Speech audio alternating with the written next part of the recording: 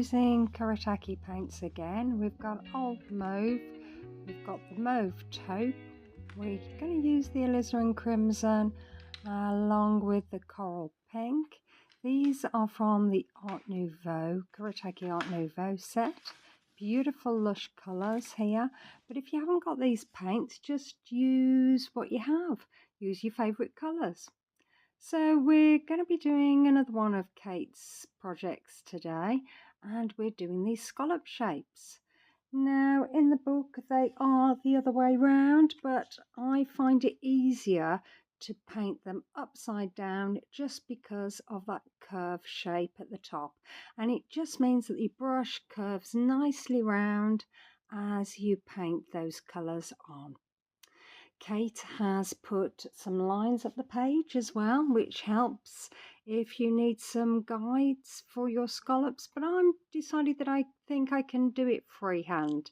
So I'm just doing these shapes on top of each other. So they start off in the center of the one below, and then they end up on the next one in the middle, and then just bringing down sort of a tail in between, trying to keep a bit of a gap in between. That's the difficult bit, is trying to keep a little bit of white space, but I have got a trick to rectify any mistakes that you make. And then I'm just trying to make sure that I'm using different colors next to each other, trying to do that the best I can, but I'm not going to worry if it doesn't happen. You know, this is about enjoying my time and your time and just having a bit of fun, really.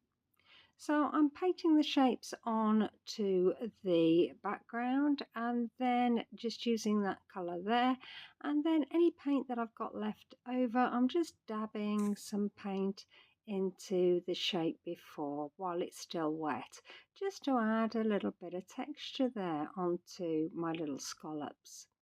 So carefully moving up the page as I go, alternating again, trying to bring that round. In Kate's words, she says that this is a fun project. It allows you to focus entirely on colours, textures and embellishments without the need to consider composition or form. The colours that Kate uses are aqua green, French ultramarine, indigo, Payne's grey and viridian. So it's sort of a greeny blue composition. I've gone for these pinks and purples just because they're my favourite colours, but you can use any colours you want. Whatever is your favourite, just get them on the page and see how that turns out. So I'm using the wet on wet technique here by adding paint into already wet paint, but you may want to do your scallops and use the wet on dry technique, so having your first layer dry and then adding some interest with a second layer. So painting these repetitive patterns do have a very soothing effect on you because you don't really have to think about it. You're just continuing to do these patterns. You sort of feel really quite relaxed doing it. You're just adding a little bit of interest by adding some different paint in the scallops that you've already done. But apart from that, you're just painting along, following the lines and making these shapes. So for the last layer of scallops, I'm actually painting onto the tape. I was just pointing out that my paint is actually touching there and I'm going to have to sort that out. So yeah, I was saying, you just paint it onto that tape and then you can ensure that you've covered the area that you need to. Once you finish all your lovely soothing scallops, then you're going to need to let your paint dry. And you need to grab some pens. I've chosen some white Posca pens, acrylic paint pens. I'm also going to use some gold ink, some Winsor & Newton gold ink. But first of all, what I'm doing here is tidying up all those little bits of paint where they've sort of leaked out and going onto my white area. So just drawing round and tidying it up. Don't worry too much about it. I mean, once you've put the detail on with the pens, it sort of detracts from those areas anyway. I don't know whether you've noticed, but I've actually turned the painting round.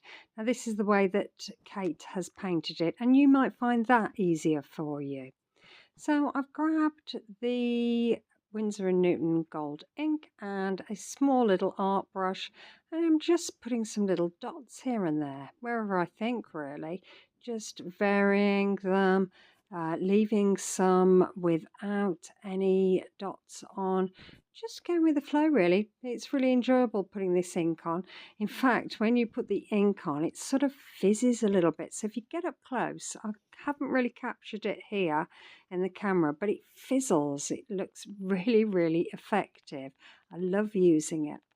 So I've got the white Posca pen and I'm just outlining some of the gold areas, the gold dots that I've put in here, and then I'm just putting some dots in. Really, really nice. And then I want a finer gold effect, so I've grabbed a Uniball gold broad pen and I'm just adding some detail with that. So alternating my pens, picking up the white Posca pen, using that, picking up the gold, and just making my way down the page as I go. I would love to hear whether you're going to try this, whether you've got this book. Have you already tried it? Did you use different colours to what Kate used, or did you try and follow the colours that she used? I would love to hear from you, hear what you've been up to, and if you're going to try this. I hope you like this, and maybe if you like this, maybe you'll consider liking and subscribing. Maybe you'll leave me a message and I can come straight back to you. I love hearing about everybody's arty journeys. It really, really makes it feel, gives me a sense of community really. So I'm just peeling away the tape and just revealing that lovely picture. It does make such a difference, doesn't it? When you peel the tape away, it just sort of frames your picture. So I'm bringing it up to the camera and you can see all the lovely detail here, and I think it's been rather fun.